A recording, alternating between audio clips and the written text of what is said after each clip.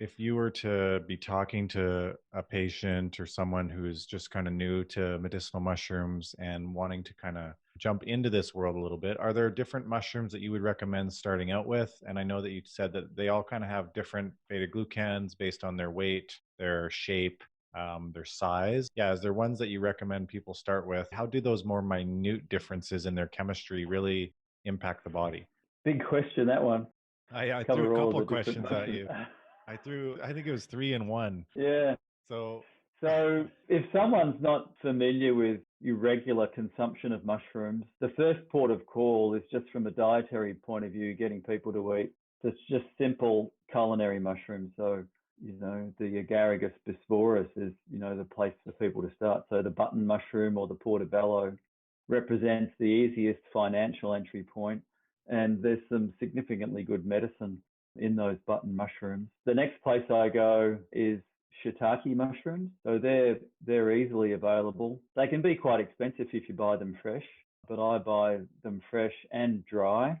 Organic dried shiitake mushrooms are easily available, and that allows them to be easily, introduced into cooking. They're the two mushrooms that I start with when I'm getting people on board. And then from there, depending on what's going on with the patient, we might go cordyceps, we might go shiitake. I mean, we might go reishi, or we might go chaga, lion's mane, tremella, poria. The list becomes really, quite long. Take that a little bit further with the button mushroom. There's this molecule in button mushrooms, also it's quite high in shiitake as well, called ergothionine. And ergothionine is in the plant world, but it's much more highly expressed in mushrooms. So, the button mushroom and the shiitake, it's like maybe 40 times higher the dose that you could get from the plant world. It gets taken up and it gets used in endogenous antioxidants. And some animal studies suggest that it's more powerful than human glutathione in terms of its ability to deal with peroxynitrite radicals and singlet oxygen radicals.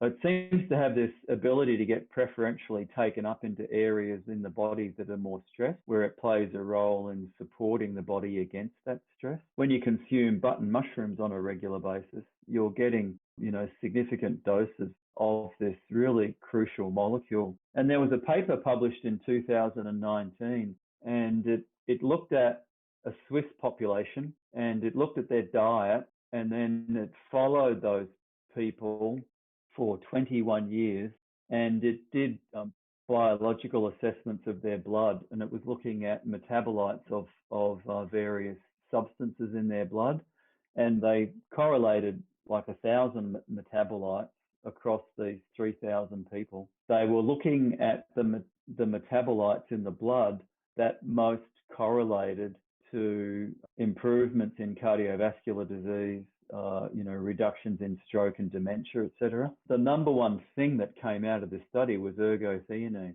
It represented the most significant reduction in cardiovascular and dementia risk. And the probability on it was 0.002. It's an unheralded ingredient, like in a modern diet. We've talked about the importance of the polysaccharides. Ergothionine, is right up there with, importance. If we're focused on taking our resveratrol and our alpha lipoic acid and the citrus bioflavonoids and all of that groovy stuff, we've thrown the baby out with the bathwater if we're not thinking about, mushrooms providing that like significant level of benefit. Yeah, I think that ergothionine is definitely going to be a one to watch and one to take, Yeah, definitely. obviously. I've Yeah. heard, I don't know if you've heard this too, but unlike, glutathione, unlike even vitamin C, is that ergo is very stable compared to some of these other antioxidants. Have you heard that as well, that it's got good? Yeah, I have read that. Yeah, yeah. Whether it's got good stability when it's delivered as an individual molecule, or whether it's important to have it as part of the mushroom complex, but certainly when it's delivered as a separate thing as part of a mushroom matrix, it is definitely bioavailable, gets into the body.